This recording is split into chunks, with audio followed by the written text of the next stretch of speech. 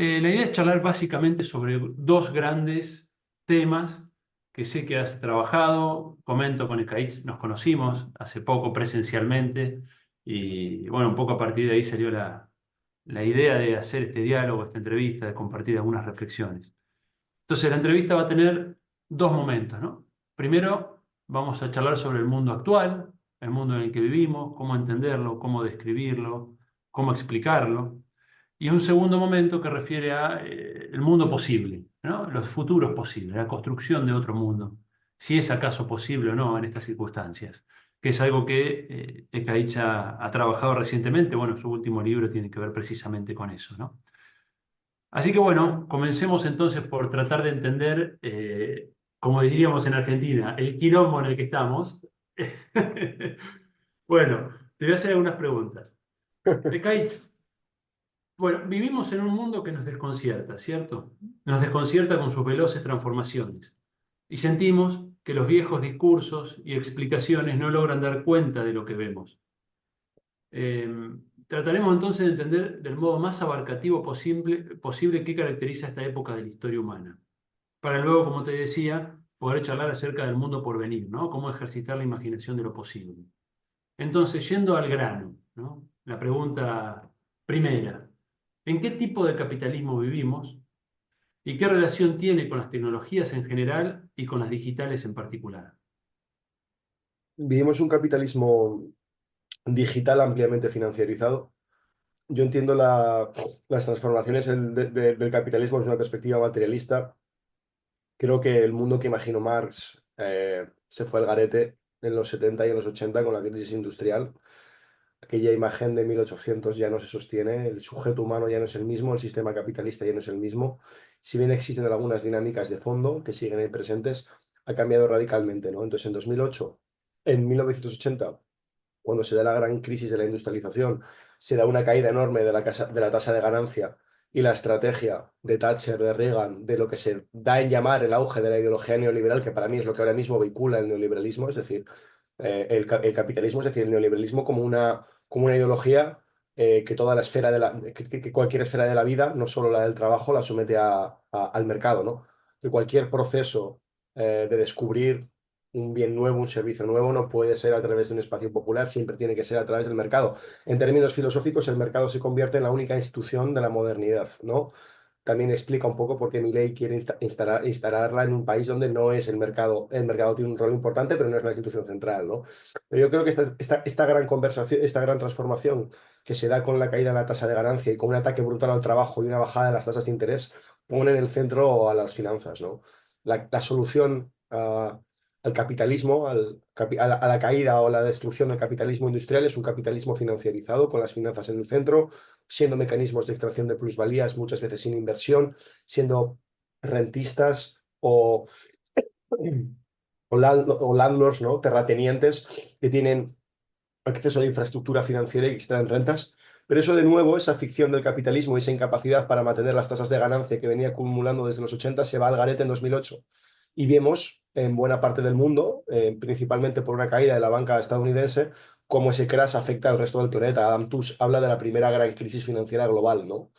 Que es la crisis de 2008. Esa crisis de 2008 vuelve a poner en jaque el capitalismo, porque la solución que había dado al problema de la acumulación de beneficios, que era la centralidad de las finanzas, desaparece de nuevo. Y no solo cae el sistema capitalista insertándonos en una grave crisis, sino que entra en crisis todo el proyecto de legitimación del capitalismo. El banquero ya no es alguien deseable, las hipotecas, todos los productos financieros tóxicos empiezan a estar en el debate público, hay un enorme trabajo de militancia, empiezan a nacer movimientos antisistémicos en todas las partes del planeta, con una capacidad enorme de organizarse de manera propia y de plantear alternativas al sistema. Entonces el capitalismo ahí en 2008 se ve inserto otra vez en una grave crisis, ¿no? ¿Cómo la sostiene? Creo que se aprovecha de, creo que lo hace a través de la transformación digital, de su mutación digital. No vemos que el neoliberalismo es un sistema que se basa en la supervivencia. O sea, no es otra cosa que una ideología para mantener las relaciones de propiedad y la centralidad del mercado pese a cualquier cosa. Entonces, tiene una amplia capacidad de mutación. Por eso esos debates de hemos dejado el neoliberalismo porque ya no es lo que decía en los 80. No, sigue siendo neoliberalismo, pero de otra forma. Creo que para hacer esta transformación digital financiera del capitalismo capitalismo hay un elemento bastante importante. Es la privatización que había tenido a lo largo de todo el siglo XX, principalmente comenzando en los 70 y los 80, en esa primera...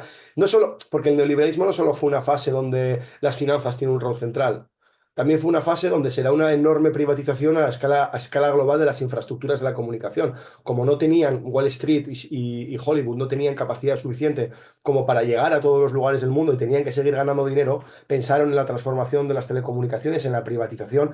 Telefónica en España la desmontaron en buena parte del mundo, en buena parte de América Latina. Telefónica fue casi una multinacional colonial ayudada de Felipe González y del rey de España, ¿no? O sea, será un proceso enorme en todos los países del mundo para que las infraestructuras tecnológicas que antaño eran públicas sean privadas, ¿no? Y esa privatización, que es una reestructuración de la economía en las líneas de la tecnología de la información y de las tecnologías de las comunicaciones, insisto, para que todo el mundo pudiera recibir en su casa los productos de Hollywood, para que todo el mundo pudiera tener conexión a Internet o conexión a una tarjeta para enviar datos sobre sus compras y que pudieran insertar los mercados en cada vez más áreas de la vida. Es decir, hay que quitarse esta idea de que todo empieza y acaba en Silicon Valley, que es una visión ahistórica y no materialista, como si Silicon Valley fuera el único motor de la historia, cuando esto forma parte de la ideología neoliberal. Y la segunda cuestión que explica el amplio giro hacia las tecnologías digitales es...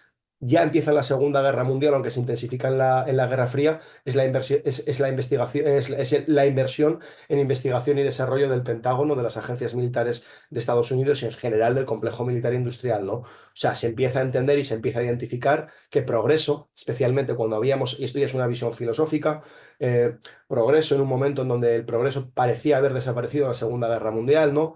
Adorno se preguntaba si la sociología era posible, todo el mundo decía que todos los progresos del siglo XVIII y siglo XIX habían culminado con la única innovación que era una cámara de gas, que no era para mejorar la vida de las personas ni para hacerla más eficiente, sino para aniquilar a la raza humana. Y ahí Estados Unidos identifica el progreso con el desarrollo de tecnologías estadounidenses. Es decir, se convierten en los abanderados de la ilustración y esta narrativa, que ahora es la que lleva a cabo Silicon Valley yo creo que es el motivo por el que parece que cualquier problema del mundo se pueda solucionar gracias a ellos, creo que bebe de haber ganado el discurso de la modernidad y sobre todo haberlo hecho para justificar una inversión tremenda. Por eso Europa no puede estar a la altura, a Latinoamérica no puede competir con la potencia estadounidense, solo China por la población que tiene, porque llevan invirtiendo desde la Segunda Guerra Mundial y con más ahínco desde la Guerra Fría, ¿no? En el 11S otra vez todo el discurso de la seguridad nacional y el ataque de los países árabes y el conflicto que tenían con ellos sirve para canalizar más dinero hacia el sector tecnológico. Mismamente en Vietnam, en Laos y en Camboya, en las grandes guerras que tenía Estados Unidos en aquella época y que estaban cuestionando su hegemonía, se empiezan a probar buena parte de las tecnologías que están detrás del iPhone. Es decir, el iPhone es origen de violencia imperial y colonial, ¿no? Entonces, para mí la transformación del capitalismo se da desde esos vectores históricos y llegamos a este punto también de crisis donde Silicon Valley, gracias a esa privatización y a esa gran inversión en materia tecnológica, ha conquistado buena parte de la infraestructura de la vida. Por eso creo que hay un cierto giro biopolítico en el capitalismo, que es algo que tú sabes y que tú también explicas, ¿no? Y cómo las infraestructuras de Silicon Valley con la única idea, esas tecnologías, de sostener el avance de los mercados y de imponerla como la única institución central de la modernidad, todo lo que tenga que ver con lo nuevo, todo lo que tenga que ver con una aplicación para encontrar una persona, una pareja, una serie, una película, todo tiene que estar atado al mercado. Entonces, para mí esa es la fase en la que estamos ahora, ¿no? Atrapados en la ideología solucionista de Silicon Valley, donde todas las respuestas políticas, sociales o del sector público se tienen que canalizar a través del mercado. Por eso creo que se llevan tan bien Milei y Silicon Valley. Muy bien, has hecho un recorrido de 50 años, así que vamos a ir desmenuzando un poquito todo eso, ¿no? Que es muy interesante y que efectivamente va a lo medular, ¿no? De esta etapa que nos toca vivir. Vos haces en tu reflexión un cruce que me parece interesante, que es el cruce entre lo digital y lo financiero, ¿no es cierto? Porque, como bien sabes, hay teorías que focalizan el aspecto de la digitalización de la vida social, el impacto de esto en la subjetividad, en la dominación. Si quisiéramos hacer una afirmación ligera, veríamos el plano de lo subjetivo, ¿no? De lo subjetivo humano. Y hay teorías en general más vinculadas al marxismo o a la economía, que ponen foco en lo financiero, ¿no? La mundialización financiera, normalmente más asociadas a estas miradas de tipo más estructural, más de lo objetivo, ¿no? Y yo veo que en tu reflexión vos decís, pero ojo que esto es digital financiero, ¿no? Acá hay una combinación de estos dos fenómenos. Creo que es un aporte interesante a la reflexión, porque tiende a haber esta especie de dicotomía entre las teorías que focalizan en el impacto en lo subjetivo, que muchas veces terminan en posiciones del tipo defendamos la privacidad, como que eso fuera la solución al problema del mundo en que vivimos, ¿no es cierto? Sí, sí, Y, total. y teorías que focalizan el aspecto económico, que es real, que es verdadero, pero que no da cuenta de transformaciones sociales que efectivamente vivimos y sentimos, ¿no? Entonces, Claro. cómo hilvanás estos dos momentos, ¿no? De lo social? El momento de lo objetivo, de lo estructural, de lo económico, y este otro momento de lo subjetivo, de lo cultural, y en cierto punto también cómo la política aparece hilvanando estos dos momentos, ¿no? Recién hablabas de la biopolítica, que sería la dimensión microfísica del poder, pero también tenemos la gran política, ¿no? El Estado, la geopolítica, el imperialismo. ¿Cómo podemos hilvanar todos estos momentos en una teoría coherente? Como vos también decías, el marxismo explicaba el mundo del siglo XIX, quizá en parte el mundo del siglo XX. Hoy ese marxismo, por lo menos tradicional, parece no explicar todo esto que está sucediendo, ¿no? ¿Qué pensás en ese sentido? ¿Hay que proponer nuevas teorías? ¿Tenés algún enfoque en ese sentido más abarcativo? O sea, yo en esto me asiento mucho en la idea del marxismo cultural de Raymond Williams, Stuart Hall y de toda la corriente de los estudios culturales, desde Lukács, iniciada por Benjamin, cierta corriente estética del marxismo occidental con sus límites para reconciliar teoría y práctica, pero sí que es cierto que entiendo, y creo que Silicon Valley lo ha entendido, que la cultura no solo es una cosa que corre, aunque ellos hayan intentado vender a los CEO de Silicon Valley como los grandes genios, como esta idea de parece que solo puede, cantante, solo hay cantante de éxito, ¿no? Rosalía, ¿no? Parece que los artistas siempre son artistas por alguna gracia divina como si no fuera producto de haber centralizado todo el capital social y cultural que hay en los márgenes de las multinacionales y haber hecho que solo una persona que canta bien reciba toda la atención, ¿no? Entonces yo creo ahí que Silicon Valley ha entendido que eso es falso, que el mundo está lleno de valor, sobre todo, como no vio Marx, lo que pasa después de las 5 de la tarde, ¿no? Esto es algo que decía muy bien Claro. Morozov, que decía, bueno, Marx de 9 a 5 está muy bien, porque entiende cómo los capitalistas ejercen o extraen plusvalía en el trabajo. Pero claro, tú sales a las 5, te conectas a Instagram, abres Tinder, luego te conectas a Netflix, estás comunicándote en WhatsApp permanentemente. O sea, las grandes empresas tecnológicas han entendido algo que no entendieron los marxistas, que no hay una división ontológica entre necesidad y libertad. O sea, que no... creo que es un poco abstracto, pero creo que se entiende. Y ahora voy a profundizar.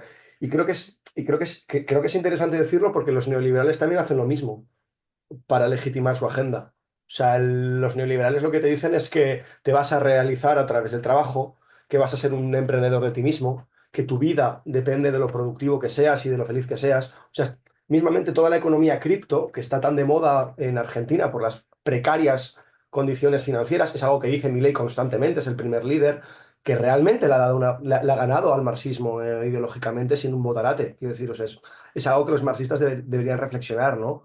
Como un botarate que no sabe articular cuatro frases ha conseguido problematizar la libertad mejor que ellos en 200 años, ¿no? O sea, y la vida, ¿no? O sea, solo que él lo utiliza para abolir la distinción entre necesidad y libertad para imponer que la libertad es austericidio, la libertad es privatización y la libertad es venta de los activos públicos a los inversores extranjeros, ¿no? Y lo que te decía de la economía cripto, todo este discurso de jugar y ganar, de trabaja jugando un videojuego, desarrollando un personaje hasta el nivel 20 y luego vendes a la otra persona y esa es tu forma de hacer dinero, o la diferenciación que se establece cuando invertimos en una cripto y estamos permanentemente mirándola y viendo cómo fluctúa. Eso todo nace de cómo se configura además el capitalismo. Porque cuando digo que cae en 2008 el sistema, lo que ocurre es que buena parte de las inversiones que cuando cayó en los años 70-80 con la crisis del petróleo, los grandes fondos de los Emiratos Árabes, que son los que tenían buena parte del petróleo, utilizan todo ese excedente para comprar deuda soberana de los países. Cuando cae en 2008 y no hay ningún lugar donde llevar el dinero que hay, que tiene que seguir fluyendo para que el capitalismo no se caiga, como no hay ningún espacio rentable, empiezan a... De hecho, estalla la burbuja de las dot-com en los 2000 por esto, ¿no? Porque ven que el único sector que parece ser un poquito ligeramente rentable es el tecnológico. Pero, y esto es muy interesante para el argumento de la diferenciación entre necesidad y libertad, porque es una farsa. Tú miras Uber y es una empresa que ha estado 10 años perdiendo dinero. O sea, hasta que ha dado beneficios, es una empresa que realmente ha evitado el proceso de competencia intercapitalista porque tenía detrás al Fondo Soberano de SoftBank, que es un fondo soberano japonés de una empresa de telecomunicaciones japonesa, que está principalmente sostenido por la mitad del presupuesto viene de Arabia Saudí. Tiene 250.000 millones para invertir. O sea, es una cantidad enorme. ¿Ves quién está detrás de Airbnb? Está Temasek, que es un fondo de Arabia Saudí. O sea, lo que pasa con 2008 no es solo que el capitalismo se renueva automáticamente, sino que todo el dinero que estaba en otros lugares se canaliza a la industria tecnológica. Ahora, con la vuelta, con la subida de las tasas de interés y con los elevados costes que tiene la inteligencia artificial, veremos cómo, sobre todo porque esto legitima un estado de bienestar paralelo. Es decir, como los productos que nos dan digitales son gratuitos o muy baratos, o pagamos solo con nuestros datos o solo pagamos con nuestra atención, no nos estamos dando cuenta de que se está construyendo un estado de bienestar paralelo y privatizado. Y lo que está ocurriendo ahora con la inteligencia artificial es que en algún momento vas a tener que pagar la factura y si no lo haces tú, lo tendrá que hacer el Estado. Bueno, sí, todo el mundo tiene una suscripción a ChatGPT, pero va por ahí, ¿no? Que para ámbito de cada vida para cada ámbito de la vida tengas que pagar. Y esto que han conseguido hacer los CEO de Silicon Valley con un discurso que es extremadamente político, porque es extremadamente populista. O sea, solo hay alguien a la altura del populismo de Silicon Valley y es Maduro, pidiendo desinstalarse WhatsApp en la cadena nacional. Pero ellos han conseguido realmente llevar a cabo un discurso político donde asocian todo. O sea, este es este discurso por el que se legitimó el neoliberalismo, que la alternativa al mercado es el gulag. Y por eso tenemos que ser neoliberales, porque si no vendrán los gulags. Pero llevado al caso actual de las burocracias, ¿no? Ellos asocian las burocracias como algo que son incapaces de innovar, como algo que son estáticos, como algo que son extremadamente problemáticos a la hora de traer innovación y descubrimiento al mundo, cuando buena parte del descubrimiento que nos ha traído al mundo está sostenido por las instituciones públicas, porque nos han dado librerías, o sea, nos han dado bibliotecas, siguen financiando el cine, que es el único espacio de creación y de creatividad verdadero, siguen publicando, siguen financiando la publicación de libros, siguen financiando museos, siguen financiando teatros, siguen financiando el circuito cultural y ahí es donde voy, ¿no? Y ahí es donde quiero llegar. O sea, hasta qué punto Silicon Valley y el neoliberalismo está totalmente encerrado en una visión extremadamente economicista de que la única forma de escalar la creatividad humana, las acciones humanas, la cultura, es a través del mercado y es a través de su institucionalización en la empresa, en la nueva empresa, en la forma startup. Y todo lo que podemos hacer en el siglo XXI, si queremos jugar y ser libres y al mismo tiempo ser felices, es montar una startup, pedirle dinero a papá y mamá si son ricos o si no, a un fondo de capital de riesgo de Silicon Valley para que financie mi innovación, mi idea, y esa es la única forma. Entonces, por eso yo te digo que soy marxista cultural, en el sentido de que a mí me gusta que a mí me gustaría que la forma de escalar toda esa creatividad, todo ese ingenio, toda esa capacidad de emprendimiento no tuviera lugar en los confines que establece el mercado, porque además tiene unos costes enormes, desigualdad, pobreza, violencia, extracción de recursos, lo conocemos, pero un coste energético extremadamente alto, violencia hacia todo tipo de minorías. Entonces, ¿cómo hacemos que la cultura, que es un espacio que ya está utilizándose sobre todo para este asunto, sea un motor mucho más desarrollado que el mercado para amplificar esa capacidad humana que tenemos, que tiene el ser humano fuera de la fábrica, ¿no? Porque el ser humano no es lo que dijo Marx, una persona que de 9 a 5 solo puede apretar tuercas, un obrero que trabaja con uniforme 8 horas ajustando una máquina para que esa máquina sirva a los beneficios de todo el mundo, ¿no? O sea, ¿cómo conseguimos que esta gran hegemonía de Silicon Valley, que es haber eliminado la diferenciación entre la necesidad y la libertad, que para Marx es primero la necesidad, primero cazas, pescas, aras y luego ya por la noche con tu copita de vino te dedicas a la crítica. Pero hay permanentemente una división ontológica. Y para alcanzar la libertad primero tienes que llevar, como decía Trotsky citando a Engels, a las necesidades hasta su punto máximo, ¿no? Y yo creo que es una visión totalmente errónea. O sea, yo creo que es una visión totalmente errónea que no tiene en cuenta cómo es el ser humano del siglo XXI, cómo es el sujeto millennial, que constantemente está creando, que constantemente está siendo ingenioso, que si bien tiene unas condiciones de mierda a nivel material, y esto también explica por qué el sistema no arde. O sea, si el sistema solo fuera en condiciones económicas, si el sistema solo fuera, si la revolución solo fuera la contradicción entre el desarrollo de las fuerzas productivas y las relaciones de propiedad capitalistas, el mundo estaría ardiendo. O sea, en ningún momento de la historia hemos tenido una crisis civilizatoria, climática, política, social y económica tan grande como en la actualidad. Pero ¿por qué los contenedores no arden? No arden porque hay un elemento de legitimación en el capitalismo y el neoliberalismo que escapa a las condiciones económicas. Y son esos elementos de la libertad, son esos elementos de legitimación de descubrir lo nuevo, ¿no? Que es lo que te da Silicon Valley. Entonces, si no tenemos una alternativa que consiga ser igual de eficiente o más o mejor que el mercado a la hora de dividir esas dos esferas, de lo subjetivo y lo objetivo, lo espiritual y lo material, lo lúdico y el trabajo, la oficina y el salón de juego, si no conseguimos romper esa división y organizar una economía centrada únicamente en producir valor social, y la política lo que tiene que hacer es coordinar ese valor social, no vamos a ser capaces de desafiar la hegemonía de Silicon Valley y del capitalismo y mucho menos del neoliberalismo. Es interesante lo que traes a colación con esta vieja discusión del el reino de la libertad y el reino de la necesidad, ¿no? En los términos decimonónicos. Y es Marx, sí, interesante sí, sí. efectivamente porque, bueno, ya en los 60 tenemos autores que empiezan a hablar de la alienación de la vida cotidiana, como las lógicas de la alienación que Marx había descrito en 1844, había descrito como la alienación asociada al ámbito de lo laboral, ¿no? A la explotación, a la enajenación, etcétera, empieza a desbordar el ámbito del trabajo, primero de la mano con la industria cultural, los viejos estudios, ¿no? De la Escuela de Frankfurt, sociología de la vida cotidiana, etcétera. Y luego ya con la digitalización, indudablemente las fronteras entre lo laboral y lo extralaboral, lo económico y lo extraeconómico tendieron a difuminarse, ¿no es cierto? Y bueno, ya tenemos autores más recientes, Deleuze, el propio Foucault de alguna manera, que empiezan a captar cómo el capitalismo está absorbiendo el deseo, ¿no? Está construyendo subjetividad de un modo que solamente el capitalismo puede satisfacer, ¿no? Es decir, están conformando, performando un tipo de sujeto sujetado, diría Foucault, ¿no? El sujeto sujetado. Un tipo de deseo que solo el propio mercado neoliberal puede satisfacer. Y es atractivo tu planteo en relación a decir, miren, pensadores de izquierda, líderes, militantes del mundo, unidos, dejemos de discutir solamente la agenda de la necesidad, dejemos de discutir únicamente la agenda de la pobreza desde el punto de vista de un país como Argentina o una región como América Latina que está tan atravesada por la pobreza estructural, la exclusión, donde esa agenda se impone, ¿no? Donde esa agenda se impone. Pero también discutamos la agenda de la libertad, ¿no? No le dejemos esa agenda a la derecha. No le dejemos la agenda de la creatividad, la agenda de, como decías vos, ¿no? De la realización humana, en definitiva, porque ellos la están construyendo desde ahí y están Total. permeando incluso en los propios sectores excluidos, que esta es la novedad del fenómeno Milei, ¿no? También Bolsonaro, también otros fenómenos, que están permeando en las bases populares.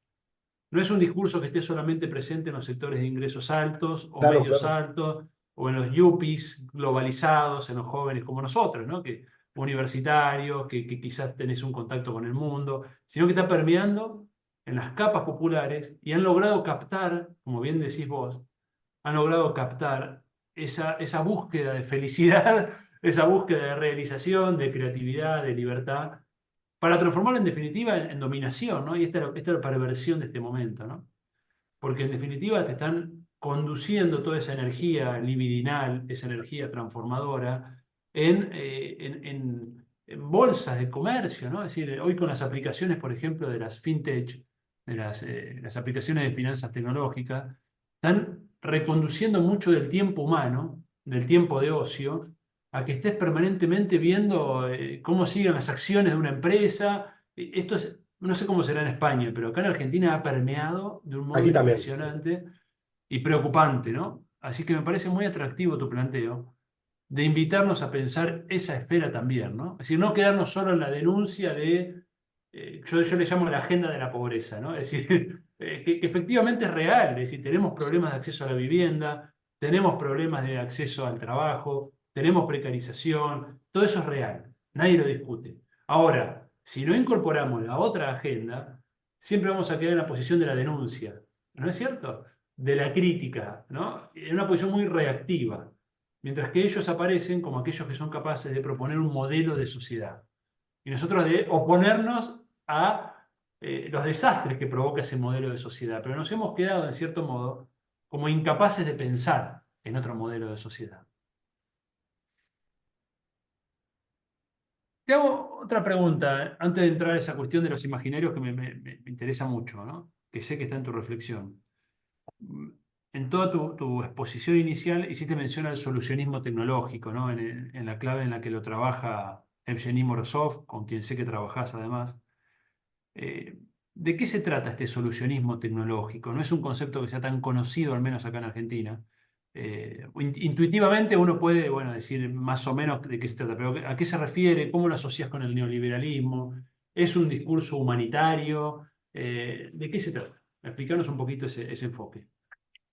Evgeny lo conceptualiza en 2012 en un libro, To Save Everything, Click Here, para salvarlo todo, clic aquí. Y entonces era un discurso, era una posición, como él mismo reconoce, bastante liberal y conservadora, ¿no? Era un concepto que venía de los problemas urbanos y lo que él trataba de decir es que cualquier problema político o social recibía una solución tecnológica. Entonces todos los frikis del mundo, frikis en el buen sentido, o sea, gente que sabe programar, gente que tiene acceso al conocimiento más avanzado de la historia, de las tecnologías más avanzadas de la historia, se creyeron esta idea de que el hambre era una solución para la cual todavía no habíamos desarrollado la tecnología más adecuada, cuando era un problema de redistribución de recursos, ¿no? Esta era una formulación bastante sencilla, bastante un buen marco para pensar la economía digital, fue bastante citada. Pero lo que está trabajando Evgeny ahora, y lo que me parece que es un marco un poquito más interesante, es el solucionismo como una lógica de acumulación, ¿vale?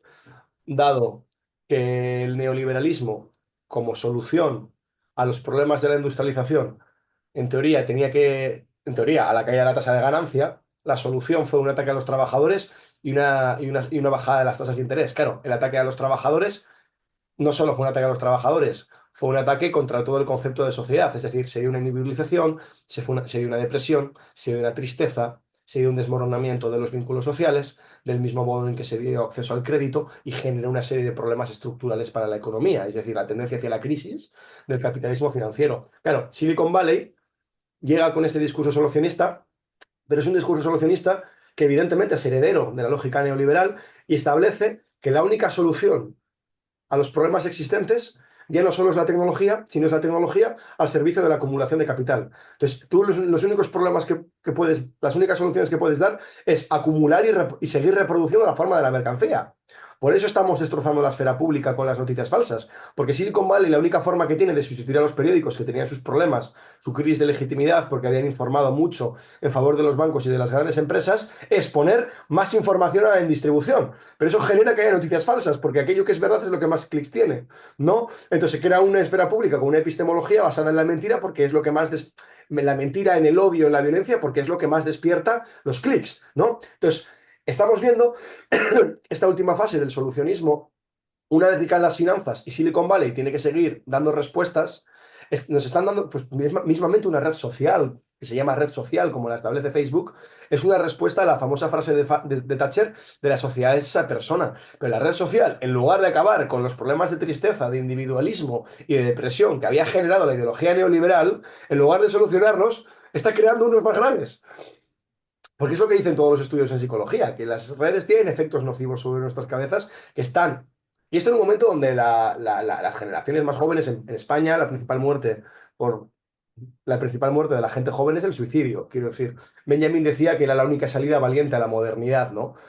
Y esto es un poco la historia, o sea, dado que las empresas tecnológicas son las únicas que nos están dando la salida ahora mismo a la modernidad, vivimos en una suerte de posmodernidad tecnológica porque realmente nos están dando todo lo que decían Lyotard y los posmodernos, que es nos están dando acceso a lo genuino, nos están dando acceso a lo nuevo, estamos pudiendo ser sujetos mucho más dinámicos que el obrero habitual, que descubren cosas nuevas, que se relacionan, solo que claro, lo hacen siempre a través del mercado, lo cual tiene unos costes enormes. ¿Por qué? Porque somete todos nuestros deseos, como tú decías, somete toda nuestra energía libidinal, somete todas nuestras ganas, nuestra creatividad, que siempre es colectiva, porque la creatividad siempre es en conjunto, y eso lo dice bien ChatGPT, ¿no? Porque la creatividad que es ChatGPT, que africanos trabajando gratis reconociendo captchas y trabajo de artistas, escritores y de todo tipo de personajes de la cultura expropiado y utilizado para entrenar modelos, ¿no? Entonces, yo creo que el solucionismo es un poquito eso, ¿no? Esa incapacidad que creo que se acarrea desde la Segunda Guerra Mundial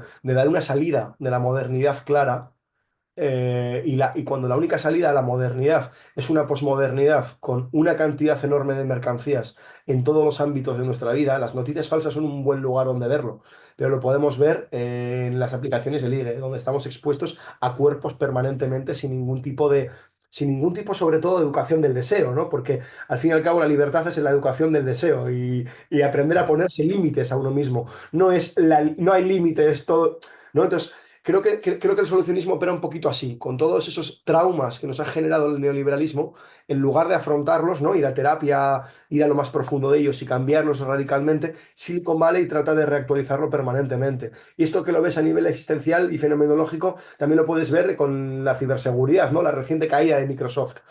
O sea, realmente buena parte de la arquitectura global de Internet está diseñada para que haya problemas de seguridad y brechas digitales constantemente, porque si no estas empresas, o sea, estas empresas cobran mucho por estos servicios. Entonces, para ellos lo fundamental es que no funcione, ¿no? El neoliberalismo es esto, ¿no? Es nada funciona, todo tiene un precio, ¿no? Y con lo digital es así.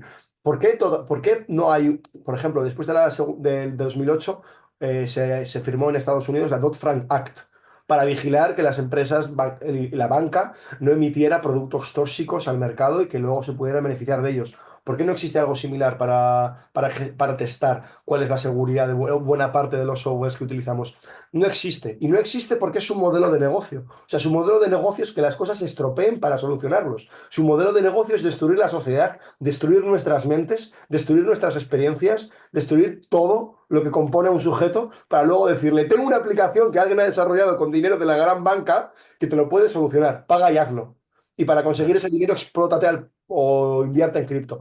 Es un sistema sumamente irracional, porque el capitalismo lo es. Solo explica que se estén gastando cuatro empresas de Silicon Valley 120.000 millones de dólares al año en investigación y desarrollo para desarrollar el mismo modelo, porque son los mismos modelos de reconocimiento de texto y de voz y de imagen. O sea, están gastando. Amazon gasta 25.000 millones al año, Google gasta 18.000, Microsoft gasta 30.000 en desarrollar los mismos modelos, ¿no?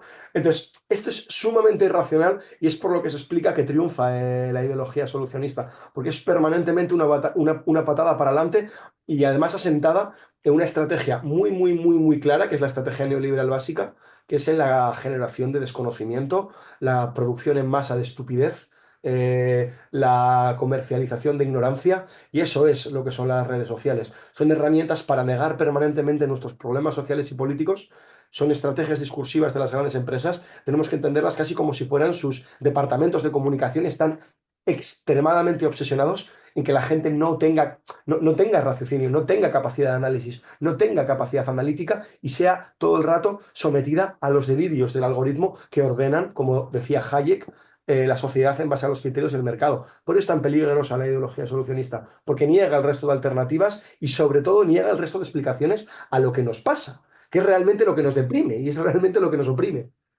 Es interesante esto. Bueno, muchas de las cosas que decís. O sea que tendríamos que ir como ramificando, ¿no? Cada una de las cuestiones. Y se me despiertan muchas preguntas cuando te oigo. Eh, una es esta referencia que haces a qué falta de discusión pública sobre la tecnología antes de liberarla en una sociedad, ¿no? Cuando uno piensa tecnologías que tuvieron un gran impacto en la historia humana, como fue, por ejemplo, estoy pensando en un caso paradigmático, Proyecto Manhattan, bomba atómica, la discusión posterior en relación a la era nuclear y cómo eso cambiaba la historia humana. Esto es mucho más sutil, es mucho más sutil, no son armas de destrucción masiva, pero son armas de atomización masiva, armas de fragmentación masiva, armas de dominación masiva a una escala nunca antes vista, nunca antes vista. Y sin embargo la discusión sigue muy por detrás, sobre todo en el ámbito de lo público, de la regulación, ¿no?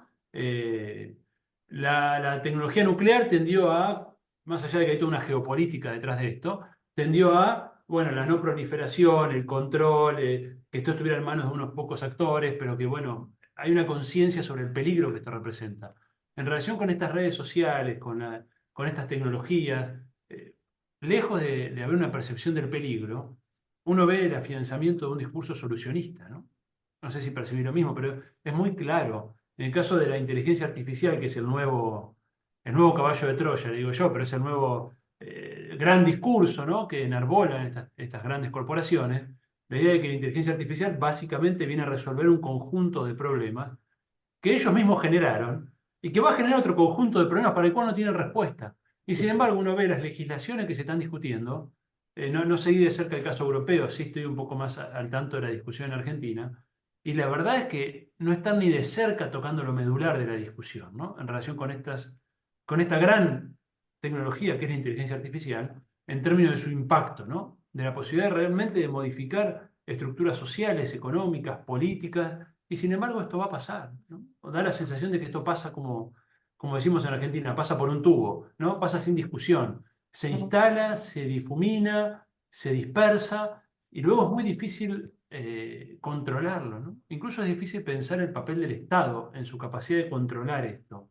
Total. Eh, qué difícil pensarlo, ¿no? Y qué difícil pensar también la acción ciudadana, la acción política en relación con estas tecnologías. Cuando uno ve estas grandes corporaciones y la capacidad de penetración capilar que tienen, ¿qué nos queda, no? Imagino que organización y estrategia, pero bueno, no deja de ser una mirada clásica, ¿no?, cuando uno piensa en estos términos. Porque en definitiva estamos afirmando el rol del sujeto, el rol del partido entendido como organización, llamarle como quieras, pero en definitiva es eso, ¿no? La acción colectiva organizada, estratégica, y enfrente pareciera que tendríamos otro tipo de armas, ¿no?, que están jugando contra nosotros. Claro, o sea, es muy interesante lo que señalas, pero, o sea, el que hacer es lo de siempre, organización estratégica. O sea, organización estratégica, eso no va a cambiar, ¿no? La cosa es por qué los grandes partidos de masas, los grandes sindicatos de masas, las grandes organizaciones de masas han renunciado directamente a hablar del mundo digital. O sea, es que no hay, es que para mí hay un gran problema que no hay una visión estratégica del asunto. O sea, hay muy pocas personas, Grabois lo está haciendo porque tiene curiosidad, pero fuera, en América Latina, otros países lo llevan haciendo porque se han empapado de la teoría de la dependencia y llevan tratando este problema desde los 70, pero en Europa, en Estados Unidos y en muchos lugares del mundo nadie está pensando, ninguno de los partidos comunistas o de izquierdas de Europa está pensando en cuál es su alternativa a lo digital, pero porque no Porque es entienden. más monolítico ya. El solucionismo tecnológico lo ves fuera de Sí, discusión. aquí en Europa no hay ningún tipo de alternativa. Todos los líderes europeos, incluido Pedro Sánchez. O sea, Pedro Sánchez ha hecho lo mismo que Milei, le ha entregado el Estado a Microsoft.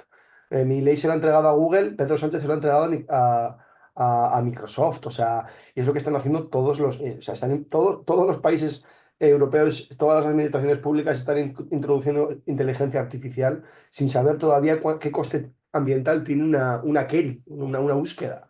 Sea, no sabes cuántos litros de agua y cuánta energía consumes. ¿Cómo diablos estás reformulando el Estado en esa dirección? Entonces, hay que darse cuenta de que hay una falta de imaginación política absoluta en toda la socialdemocracia y en todos los partidos de izquierda europeos. Y me atrevería a decir, buena parte de América Latina, salvo algunas excepciones actuales e históricas, porque Allende sí lo entendía, los ministros de Allende sí lo entendían, Lula lo entendió en su momento, el propio Chávez lo entendió cuando lanzó un satélite y puso en órbita el concepto de soberanía tecnológica antes que nadie. Mismamente en Argentina se entendió cuando se creó ARSAT, aunque solo era un espacio de almacenamiento, no de distribución de software, que eso ya te dice mucho, porque no es lo mismo almacenar datos o almacenar servidores o alojar aplicaciones que redistribuir software para la economía social y solidaria que desarrolle sus... O sea, ya habría mucho margen de innovación, pero hay que entender que ningún líder tiene ninguna alternativa ahora mismo a tecnológica Silicon Valley, que es la única alternativa posible, que hemos creído que esta forma de hacer inteligencia artificial es lo único que podemos pensar. Y si la izquierda ni siquiera es capaz de decir que la inteligencia artificial es solo un invento que nace en la Segunda Guerra Mundial para tener una aplicación bélica, porque las redes neuronales que están en el centro de la inteligencia artificial, buena parte de su desarrollo, que es simplemente cruzar patrones aleatorios en bases de datos, o sea que es una cosa extremadamente sencilla, viene porque en la Segunda Guerra Mundial, primero Reino Unido y después Estados Unidos, necesitaban ir juntando imágenes para poder predecir por dónde llegaban los proyectiles, cómo podían aplicar la predicción atada a la inteligencia artificial en el terreno de lucha y detectar barcos. O sea, buena parte de lo que incluso los cibernéticos de la época que trabajaban en el MIT, que eran herejes, que no seguían esta línea bélica, decían en los 60 y en los 70, la humanidad en algún momento va a despertar y se va a dar cuenta de que la aplicación de la inteligencia artificial que está llevando a cabo es totalmente limitada, nada creativa. Y es como tener, no sé, es como tener un boli de 10 colores y solo utilizar uno, ¿no? O sea, es como, si no somos capaces ni siquiera de impugnar esta agenda de la inteligencia artificial, que insisto es extremadamente irracional, que se basa en gastar recursos, agua, construir centros de datos, expropiar territorios, expropiar cuerpos, conseguir trabajadores precarios en el sur global, mujeres precarias mexicanas detrás de los asistentes de voz. eh, Africanos, personas en Kenia reconociendo captchas. Si no somos capaces de explicar que esto además genera enormes dependencias de centro-sur, genera un ecosistema negacionista con cualquier tipo de problema real, genera grandes problemas ambientales, genera estupidez. Si la izquierda y los movimientos de masas ni siquiera son capaces de hacer este discurso y están todo el rato publicando informes de ver cuántos empleos destruye la IA, vas aceptando buena parte de las predicciones y los imaginarios y no son capaces de decir, esto no es tecnología, esto es un servicio privado. Si no somos capaces de tener ese análisis, es que es imposible que tengamos una visión estratégica alternativa. O sea, si tú no eres capaz de entender que lo que tenemos que hacer no es desarrollar una inteligencia artificial comunista, porque a nadie le interesa una inteligencia artificial comunista, lo que tenemos es que dopar de recursos a los museos, a los teatros, como en Argentina, que están buena parte de autogestionados. Si no somos capaces de entender que es la cultura, el terreno que tenemos que abonar y que eso es mucho más estratégico con rentas básicas universales, etc., etc., es mucho más estratégico que cualquier aplicación socialista del Big Data. O sea, es que sí, o sea, puedes aplicar el Big Data de manera socialista para que todo el mundo tenga papel de culo y pan para planificar eso. Pero una parte de lo diario, de lo genuino, de lo que surge cuando tú y yo dialogamos, de lo que surge en los espacios de investigación académica, de lo que surge entre los artistas, de lo que surge de un ciudadano, cuando en lugar de acceder a una inteligencia artificial cerrada, donde solo puede acceder a una interfaz y decirle quiero esto, cuando en realidad podría tener acceso al código que hay detrás, a las bases de datos, tener herramientas de pedagogía digital para entender los códigos, poder transformarlos. Entonces, estaríamos entrando ya en un lugar donde la agencia humana importa. Donde el hecho de que tú te relaciones quiero decir, yo me relaciono con mi entorno, si me gusta el bosque al que voy a pasear, cuando llueve, pues me voy debajo del bosque, conozco el bosque, ¿no? ¿Por qué como nos relacionamos con el entorno no nos relacionamos con la inteligencia artificial? ¿Por qué no la entendemos? ¿Por qué no la podemos transformar? ¿Por qué si hay algo que falla no lo podemos elevar? Como ciudadanos, si necesitamos algo, no lo podemos decir y que alguien venga y lo solucione, pero que sea un trabajo mediado por las organizaciones de masas, porque se tiene que dar dentro de las organizaciones de masas, con sus mecanismos democráticos, con sus mecanismos de participación radical, etc. Pero ¿por qué no hay grupos de ciudadanos que detecten problemas e ingenieros que los solucionen? ¿No? ¿Y por qué no se dan coworkings o hackatones entre esas dos? ¿Por qué solo se juntan a frikis informáticos para ver cómo mejorar la base de datos de Google y no están juntándose en ciudades, en pueblos, en bibliotecas, ingenieros y gente Sí, de los en movimientos? general, te escucho, ya estamos entrando en la segunda parte. Igual quiero hacerte alguna pregunta más de la primera parte, pero Vale, te perdón. escucho y siento que para el grueso de la gente, no me gusta hablar de la gente, que parece que fue una abstracción, pero el grueso de las personas, digamos, ¿no? que nos rodean, recibe un paquete tecnológico cerrado, ¿no? Es decir, como algo que está fuera de discusión. Vos lo estás viendo con ojos casi de programador o que estás viendo detrás de ese paquete tecnológico, ¿no? Y estás diciendo, bueno, esto se puede reconfigurar de otra manera. y debe ser reconfigurado de otra manera, porque si no, esto nos conduce en términos benjaminianos, ¿no? A la catástrofe, al precipicio, en términos ecológicos, en términos sociales, bueno, en diferentes dimensiones.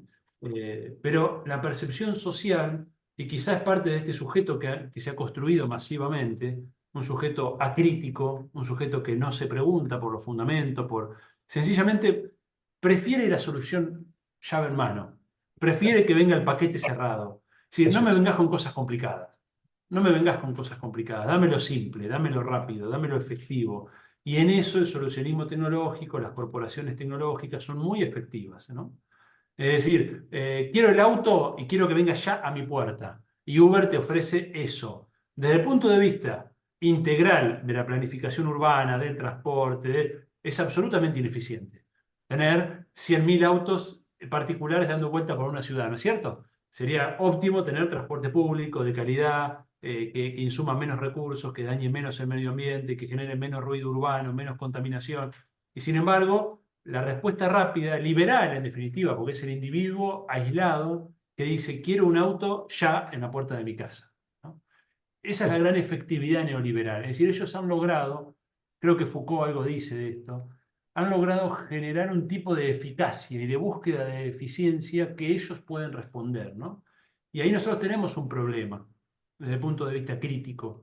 Incluso en aquellos países que han querido salirse del neoliberalismo, hemos enfrentado muy serios problemas de gestión eficiente de recursos, de bienes y de servicios, ¿no?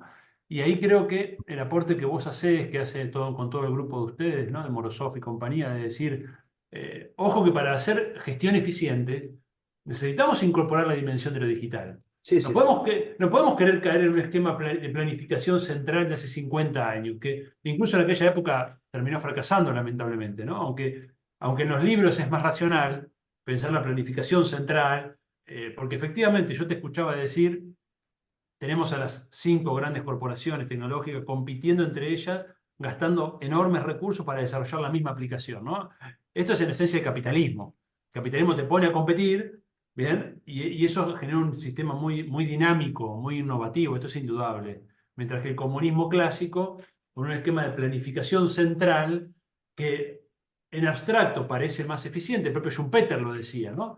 Es decir, la planificación central va a terminar, él creía que iba a terminar ganando sobre el capitalismo, porque iban a elegir la mejor opción, ¿no? Lo que sucedió en los hechos es que terminó siendo más innovativo el capitalismo y el comunismo terminó perdiendo esa pelea tecnoeconómica, ¿no es cierto? Y Sí. nosotros desde ese momento nos quedamos sin ese discurso, ¿no? El comunismo clásico era muy tecnológico, ¿no? Estaba esa aspiración de que Y, el progreso material y el progreso moral iba de la mano con un gran esfuerzo científico-tecnológico. Hoy, en cambio, me da la sensación de que el pensamiento crítico tiende a la tecnofobia como planteo general y en los hechos a un solucionismo tecnológico. O sea, hay una tecnofobia en el sentido de decir, esto es toda una porquería, esto conduce a la dominación, esto conduce a la pérdida de privacidad, que es un gran tema de la izquierda liberal, ¿no? Es decir, me están quitando mi privacidad, ¿no? Y en los hechos se termina reproduciendo un solucionismo tecnológico. Cuando se llega a las gestiones de gobierno, como dijiste vos, no hay gran diferencia entre un socialdemócrata y un neoliberal. Ambos van y golpean la puerta de Microsoft, ambos van y golpean la puerta de Google, y los caminos no son tan diferentes, ¿no es cierto? Y ahí tenemos un gran problema también, volviendo al tema de la imaginación, ¿no? Un gran problema a la hora de imaginar la gestión, no solo de la libertad, sino de la necesidad. Cómo volver nosotros a tener un discurso de eficiencia que no sea la eficiencia neoliberal, que no sea la eficiencia solucionista, pero que dé solución a los problemas. Porque si la gestión es ineficiente tampoco sirve. total. No podés sostenerte en un esquema de un país, una economía, una sociedad ineficiente en un mundo con tal grado de competencia, ¿no? Y de Esto es un grave complejidad, ¿no? problema. Exacto, ¿no? Es un grave problema. Y en relación a esto te pregunto, porque vos hablaste mucho de Silicon Valley, ¿no? Que efectivamente es el paradigma de todo esto, indudablemente, ¿no? Es el corazón de donde emana eh, toda esta lógica de gobierno global y de economía, etcétera. Pero hoy es una realidad que el mundo está yendo o ya está en un escenario multipolar, ¿no? Donde aparecen distintos polos de poder, fundamentalmente el Asia en sentido ampliado y particularmente China, ¿no? ¿Cómo entra China en este esquema, ¿no? Porque si hablamos solo de Silicon Valley, parece que estamos hablando del mundo de hace 15 años, del mundo unipolar, realmente dominado por los Estados Unidos, donde ellos nadie les podía hacer frente, ¿no? Hoy pareciera que estamos en otro mundo. Bien, China está representando, está desafiando en algún sentido esa hegemonía de Silicon Valley. ¿Hay algún planteo alternativo? O sea, creo que das o sea, creo que en la propia pregunta y en el análisis que va previo a la pregunta ya haces una secuencia lógica súper importante y para conectarlo con la respuesta de China. Decías, claro, o sea, no podemos renunciar al discurso de la eficiencia. No, o sea, yo no pienso renunciar a un Estado que experimente permanentemente sobre cuáles son las tecnologías más óptimas para solucionar los problemas existentes. El problema es que ahora mismo no hay experimentación. El problema es que nos venden que vivimos en la fase más avanzada de innovación y realmente lo que está haciendo el mercado es subdesarrollar cualquier innovación que no venga del propio mercado. Entonces, está eliminando toda la capacidad que tienen los ciudadanos de agencia para imaginar alternativas. Está en su propio día a día, o sea, mismamente a la hora de hacer una colada, a la hora de aprender idiomas, en todas las acciones del día a día, hay innovaciones permanentes de los ciudadanos que no están siendo incorporadas, y eso que tenemos software libre, y eso que tenemos las herramientas tecnológicas para hacerlo, simplemente por una cuestión tecnocrática y capitalista. Entonces, el Estado socialista, si se le quiere llamar así, tendrá que ser extremadamente innovador a la hora de experimentar con tecnologías digitales. Es decir, el sector público tiene que tener un rol central, sobre todo por impugnar las actuales y decir, esto no es eficiente. O sea, que tres empresas estén gastando tanto dinero y extrayendo tanto agua en desarrollar el mismo modelo para competir en el mercado no es eficiencia, ¿vale? ¿Cuál es la alternativa? ¿Qué rol tiene la agencia humana? ¿Qué rol tienen los procesos democráticos como la visualización y el resto de herramientas y las tecnologías de participación ciudadana y de los movimientos sociales para plantear una alternativa? Y tú proponías, hablabas de China, ¿no? Claro, o sea, tenemos que entender que la tecnología es una herramienta, y esto es clave para desafiar la visión marxista también, que creo que es uno de los grandes problemas a la hora de entender la tecnología de manera emancipadora, y que la clave aquí no es seguir la caja de herramientas marxista de el mundo es muy complicado, el mundo es muy complejo, esto es una mierda, lo que hay que hacer es simplificar y racionalizar los procesos. No. El mundo es extremadamente complejo, es extremadamente cambiante y eso es maravilloso porque permite reformar nuestras identidades individuales como grupo, permite hacernos preguntas, abandonar hábitos tradicionales o conservadores, pero también porque permite utilizar la tecnología como una herramienta de gestión de la complejidad, ¿no? O sea, cuando estamos utilizando WhatsApp, cuando utilizamos todas estas plataformas, y perdón por la cuña bermasiana, ¿no? Pero cuando utilizamos todas estas plataformas, nos estamos comunicando a través del lenguaje. O sea, no, cuando utilizamos WhatsApp, cuando utilizamos Instagram, cuando utilizamos buena parte de las tecnologías para comunicarnos, grupos de Slack, para crear grupos, estamos operando de manera similar a como opera un semáforo, ¿no? Para organizar el tráfico de una ciudad, o como opera una cartilla en la puerta de una escuela que le dice a 300 niños que van a niñas que van a la escuela cuáles son sus aulas, ¿no? Entonces, algo tan complejo como el tráfico de una ciudad o meter a 300 niños niñas en un aula, pues se puede hacer con una tecnología súper poco sofisticada, que es un recuadro en la puerta y un semáforo. Entonces, Claro. ¿cuáles son las tecnologías del siglo XXI? ¿Cuál es el semáforo del siglo XXI? ¿Y qué rol juegan? Para mí, WhatsApp es una mierda, para empezar, porque no te permite transcribir los audios, ¿no? Pero al margen de eso, ya te das cuenta de lo basura que es, que ni siquiera puedas transcribir el audio automáticamente, ¿no? Que es algo facilísimo de hacer, ¿no?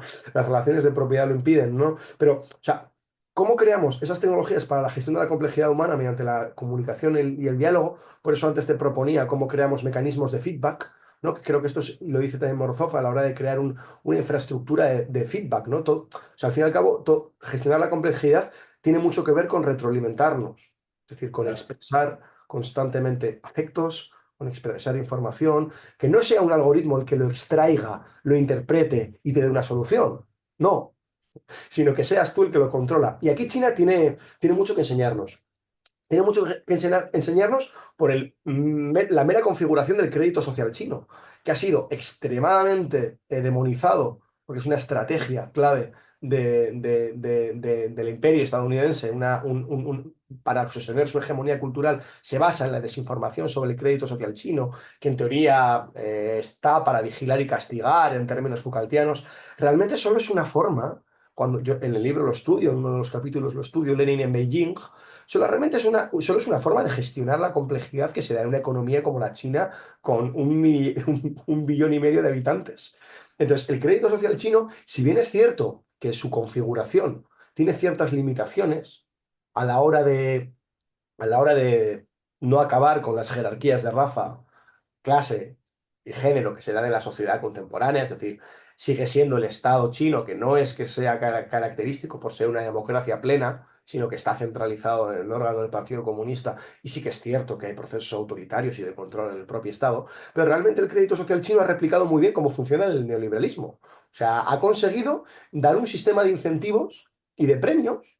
Evidentemente es un problema que si tú vas a una manifestación te suban el alquiler, que es el caso de China, o si tú te portas mal y pones mensajes contrarios al gobierno, te impidan salir del país. Claro, eso es un problema.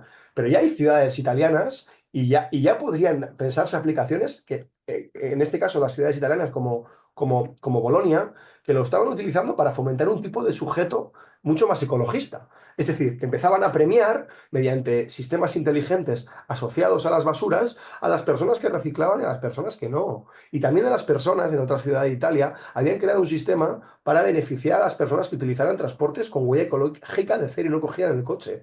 Entonces, si una vez si coges la bici para ir al trabajo y cuando vuelves te ha llegado una cesta de tomates de huerta, pues igual te empiezas a hacer alguna serie de preguntas, ¿no? Quizá ese socialismo digital tenga más que ver con pensar en en sistemas de crédito social alternativos que repliquen, porque esto es la visión marxista habitual, ¿no? Ya no solo es la visión marxista de, bueno, venga, el mundo es muy complejo, vamos a simplificar y a racionalizar, ¿no? Es también la visión de que la tecnología solo puede ser ciencia aplicada. Es la visión de que lo único que podemos hacer es, ya el capitalismo ha traído la mejor tecnología del mundo, lo único que evita que esté al servicio de la gente son las relaciones de clase. Entonces, bastaría con acabar las relaciones de clase, Claro. implementar esta tecnología y al día siguiente todo el mundo es un sujeto, el Homo economicus soviéticus, todo el mundo es generoso, todo el mundo es solidaridad de clase, el ácido individualista ha desaparecido. Esto es una farsa, o sea, esto es mentira. O sea, la tecnología no es ciencia aplicada, la tecnología no solamente es aplicar los desarrollos en inteligencia artificial para cómo opera una fábrica. La tecnología tiene que ser una herramienta, insisto, una institución, no ciencia aplicada para la coordinación social. Y ahí es donde puedes empezar a dar respuestas más abstractas y más complejas a los problemas existentes. Y ahí es donde te digo que cómo piensas un crédito social chino, pero pensado únicamente para garantizar la solidaridad de clase o sujetos ecologistas. ¿Cómo lo configuras? Porque quizá no sea tan fácil, no baste con acabar, con acabar con las relaciones de clase para garantizar la solidaridad. Porque a mí me cuesta mucho pensar que va a llegar un momento donde la gente mágicamente va a empezar a ser altruista. Quizá tengamos que utilizar esas tecnologías para gestionar la complejidad de las sociedades contemporáneas y de esa forma empezar a crear tipos de sujetos ecologistas, solidarios, altruistas, que es lo que realmente es el ser humano cuando no está atravesado por el mercado, para de manera progresiva desmercantilizar buena parte de las esferas de nuestra vida que están mercantilizadas por las tecnologías y al mismo tiempo que las desmercantilizas piensas un uso alternativo de estas, crédito social Ahí chino y cuando las de feedback, te- etc. estamos ya entrando, y está bien porque es el momento, a la segunda parte, ¿no? De imaginar mundos posibles. Y te escucho hablar de avanzar en la desmercantilización. Parecería que esa es la esencia, ¿no? De la discusión. Es decir, cuando hablamos de neoliberalismo, estamos hablando básicamente de una ideología y más allá que de una ideología, un modo de organización social, de dominación, de explotación, donde básicamente consistió en ir corriendo la frontera de lo mercantil, ¿no? Caso extremo, ya que hemos mencionado a Milei varias veces hoy, la última frontera de la mercantilización, que sería la venta de los niños o la venta de parte de tu cuerpo, que él lo admite como algo pasible, como algo, bien, siguiendo a Murray y la teoría libertaria capitalista, ¿no? Anarcocapitalista. Es decir, fíjate que ya no queda nada fuera del ámbito de lo mercantil.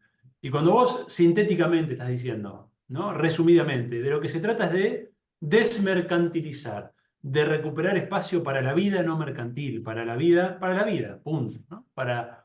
habitar el mundo fuera de las lógicas del mercado, de lo instrumental. Pareciera ser esa la discusión, ¿no? En la esencia básica, en la esencia, ya que hablamos de filosofía, en la base misma de la discusión. Y fuiste además a la naturaleza humana, ¿no? Y el Homo economicus, yo comparto tu mirada en parte la matizaría. Vos decís, bueno, lo que realmente somos es altruistas y ellos nos producen como seres egoístas, ¿no? Yo tengo una duda y creo que la naturaleza humana tiene este carácter bicéfalo, ¿no?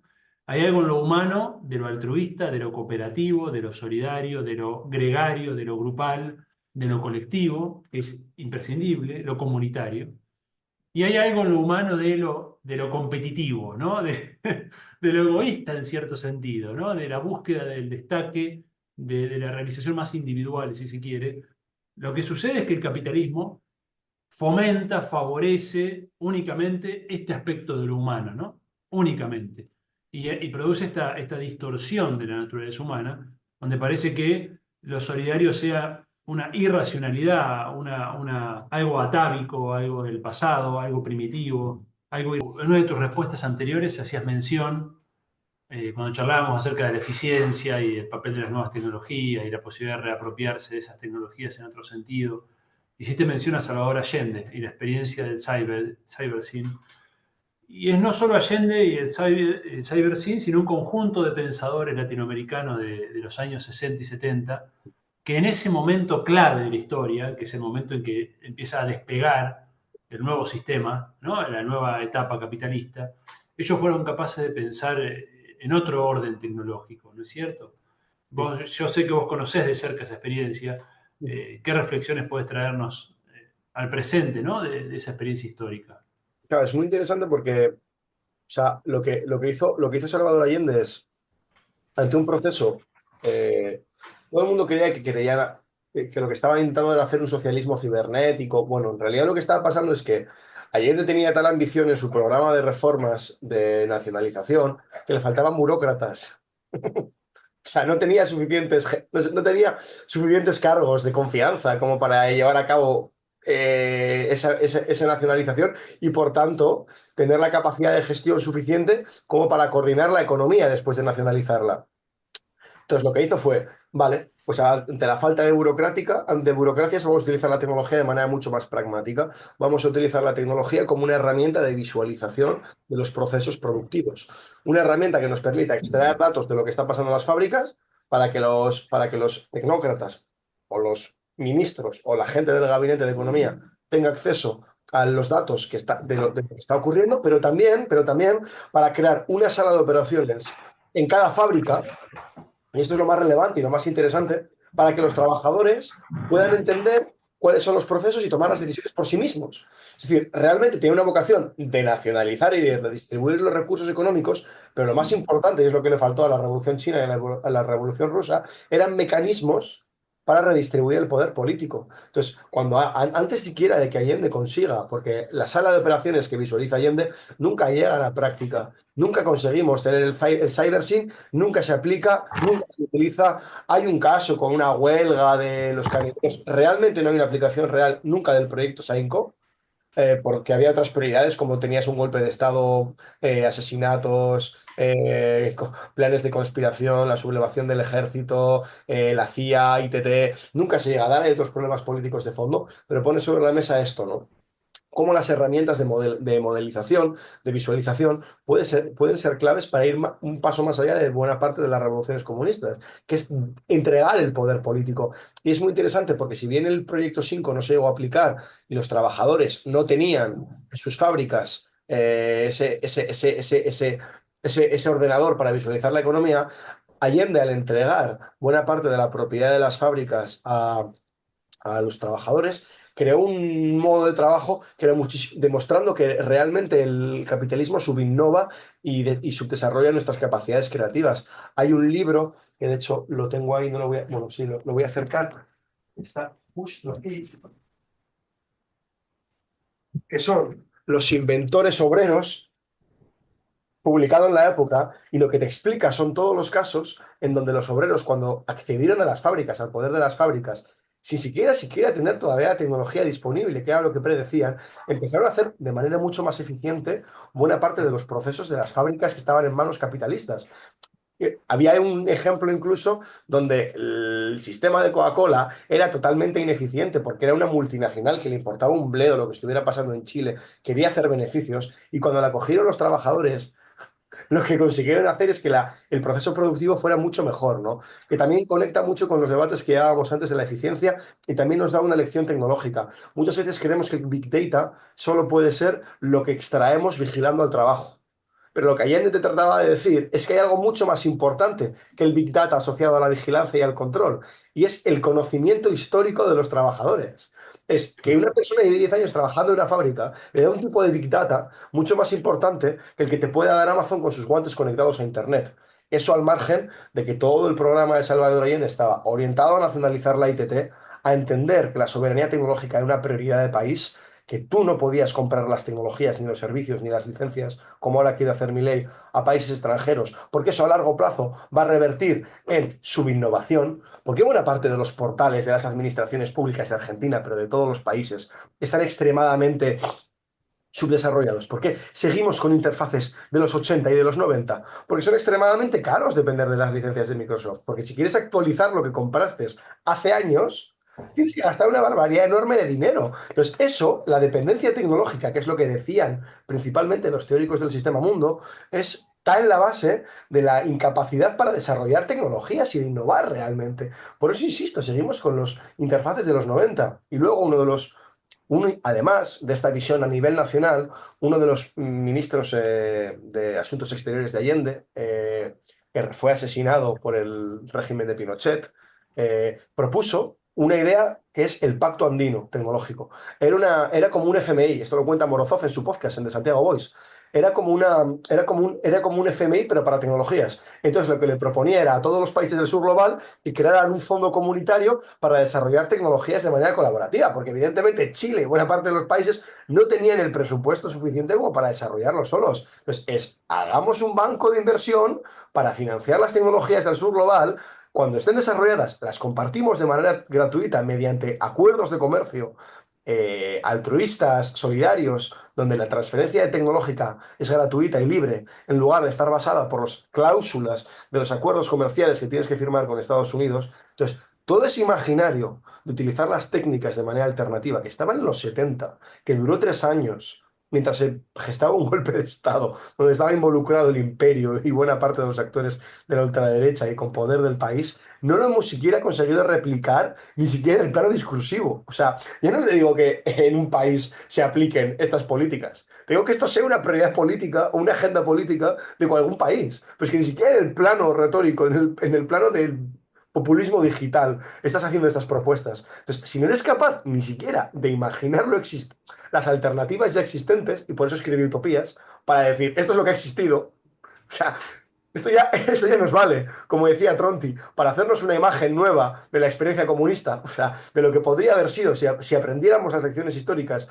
las introdujéramos y de ahí construyéramos una narrativa. Una narrativa es lo que pido. O sea, no estoy pidiendo ni siquiera transformaciones políticas, es tener un discurso que te introduzca marcos distintos a los de la ultraderecha, porque la izquierda está en un juego cultural en las redes sociales, donde toda interacción, tanto con los machistas, con los fascistas, todo es reafirmar sus marcos, todo es operar en sus redes sociales, todo es carecer de un discurso que no sea solucionista. Entonces, si no conseguimos al menos enarbolar una estrategia política y discursiva alternativa que nos permita pensar en los ejemplos que hubo y que a la gente le permitan pensar en lo que hubo para que la gente piense en lo que puede haber, si no despertamos ese condicional simple del qué pasaría si en las lógicas mentales de la población, nunca vamos a poder extraer o colectivizar o distribuir su creatividad o institucionalizarla de manera mucho más productiva de lo que lo hace el mercado.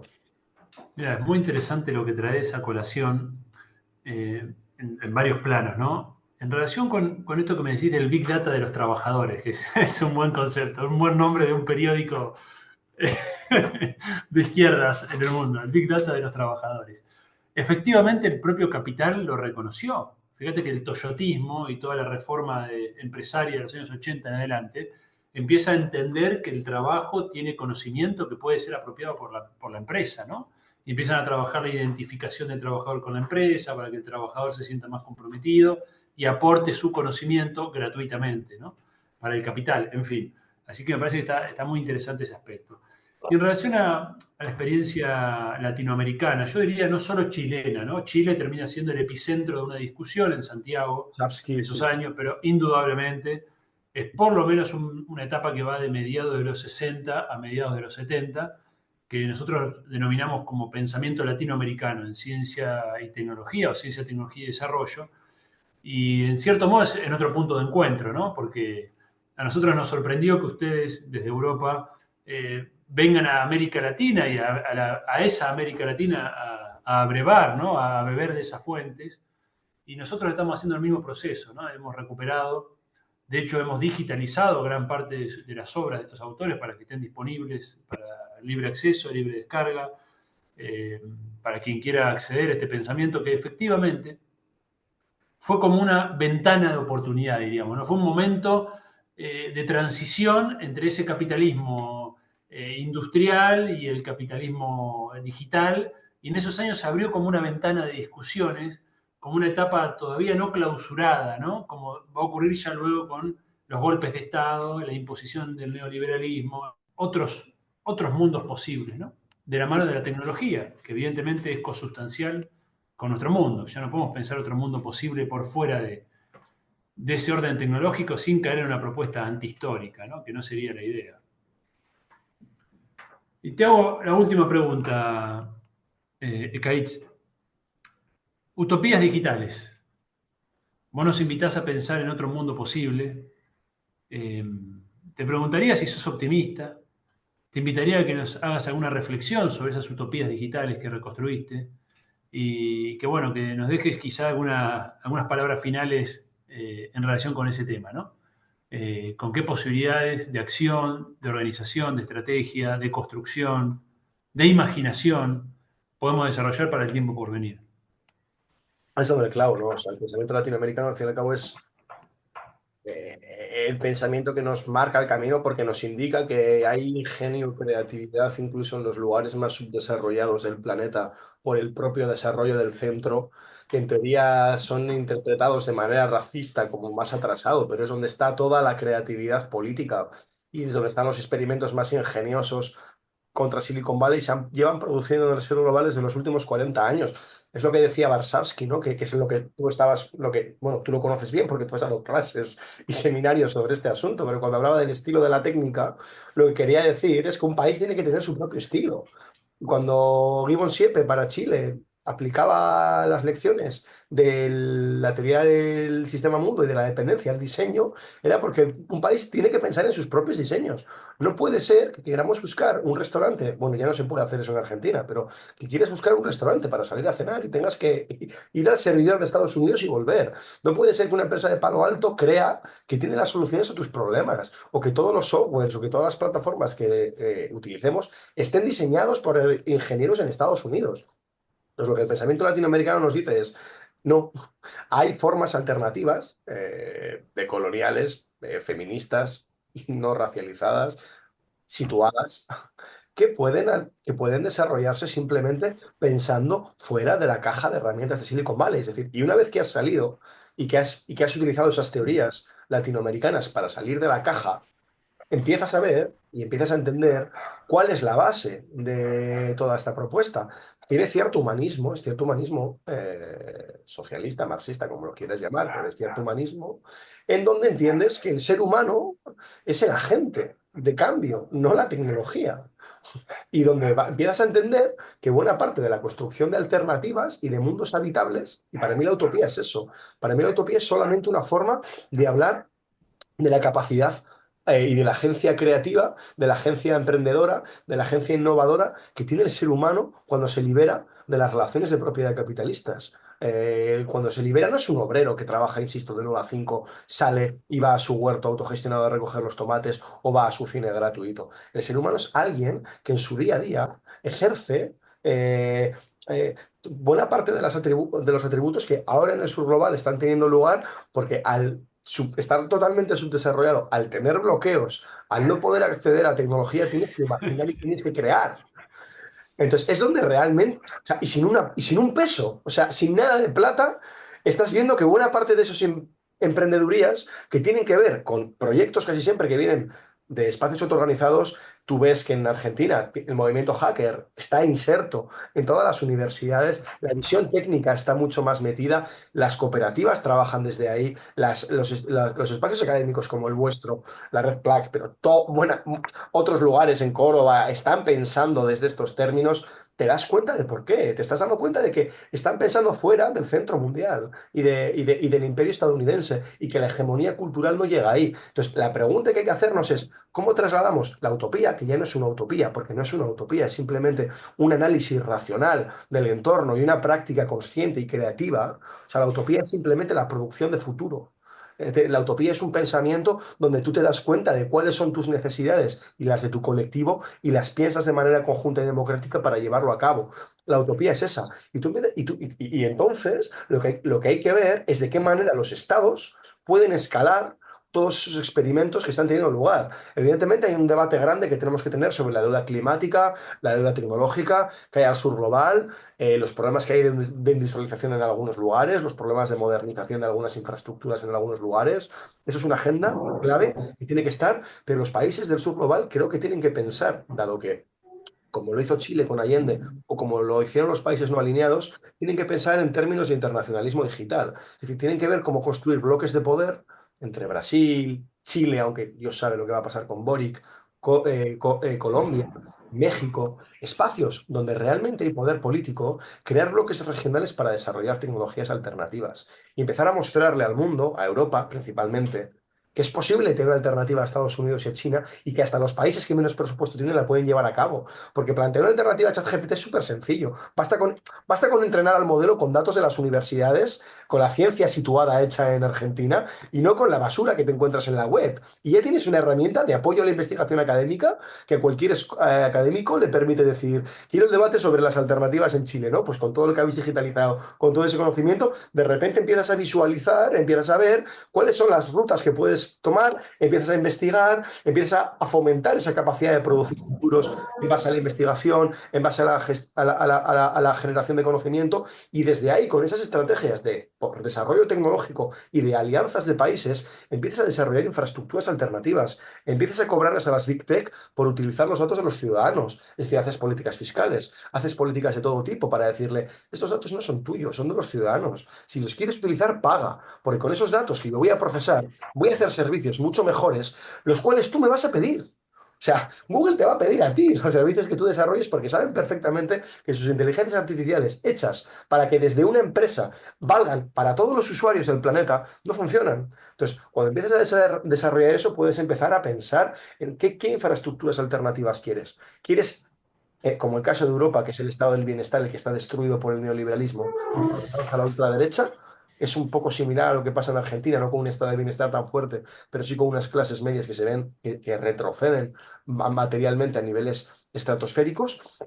Igual quieres utilizar la innovación tecnológica, qué sé yo, para predecir enfermedades y crear centros avanzados como en Reino Unido de digitalización de la sanidad pública y cómo digitalizas la sanidad. O quieres pensar en cómo dotar a las escuelas públicas, a las universidades públicas y a los colegios públicos de las tecnologías educativas más avanzadas. Y esto no es el último dispositivo de Google o la última licencia de Microsoft. Es qué tecnologías sirven para que a cada persona, según sus intereses, realmente le lleguen cosas que le llenen, que le apetezcan, que le hagan disfrutar de la educación. Y empezar a pensar en estos desarrollos tecnológicos que están pensados para priorizar la creatividad, el conocimiento analítico, la reflexión, para priorizar el compartir, el altruismo, empezar a pensar en estas tecnologías que del mismo modo empiezan a organizar la economía y la sociedad como motores de desarrollo nacional. Y que el motor de desarrollo nacional no sea una startup que te reconoce el iris, como hace Milei, y te da 70 empleos, que es una basura, y con eso gana dinero, sino que el motor de desarrollo nacional sea todo el conocimiento que hay en las universidades, que además tiene mucho de algo que está fuera de la empresa y algo que está fuera del sector público, que tiene algo más que ver con un valor ético, con un valor moral o con un valor que está en lo cotidiano, y desde ahí empezar a desarrollar estrategias nacionales que canalicen toda la investigación y desarrollo en las tecnologías recientes, no para abordar problemas estúpidos que ha creado Silicon Valley y el neoliberalismo, sino para solucionar los problemas más urgentes, que es el cambio climático y la desigualdad. Y volcar todas las cabezas de nuestra generación, no permitir que se vayan a trabajar en empresas estadounidenses a picar código de mierda, a estar deprimidos pero a ganar mucha plata, sino a dar una vida digna a los ciudadanos, en este caso de América Latina, y a plantear estrategias de desarrollo industrial, de desarrollo y de modernización completamente alternativas, completamente a Estados Unidos, soberanas, basadas en la autonomía y, por supuesto, en la primacía de la creatividad y de la libertad respecto a la alienación y el control. Y eso que parece algo tan utópico, es algo tan sencillo, es algo tan pragmático, algo que podría estar pasando ya, que pasó en los 70 y en los 80, solo que Thatcher y Reagan estaban en el pleno auge de la ideología neoliberal. O sea, en un momento donde el orden mundial está transformando radicalmente, China y Estados Unidos se están encontrando, Europa está totalmente destruida, Asia no tiene una solución. O sea, una iniciativa de este calibre de bloque regional en América Latina tendría una influencia bastante grande y posiblemente tenga más visos de llevarse a la práctica que en plena Guerra Fría con Estados Unidos en su máximo poder derrotando a la Unión Soviética. Estados Unidos es un imperio en declive, sus empresas son muy proclives a tener fallos y no son tan difíciles de romper y no son tan difíciles de enfrentar. Entonces, con un poco de coraje y valentía política, y ese es el mensaje esperanzador, creo que se podría llevar a cabo transformaciones grandes a escala latinoamericana, influir en el resto del orden mundial, la verdad. Me encanta tu optimismo y vi que tenías una imagen de Mao Zedong detrás tuyo. Mao decía el imperialismo es un tigre de papel. Así que me hiciste acordar, lo dijiste, es muy fácil derrotarlo, me encanta. Bueno, Ekaitz, Bueno, muchas gracias. Disculpas por las interrupciones, es parte de la infraestructura precaria de estas empresas monopólicas que usufructúan con desarrollo digital. nuestros magros ingresos como trabajadores públicos. Bueno, muchas gracias, Ekaitz. Un Nos gusto. seguimos. Adiós.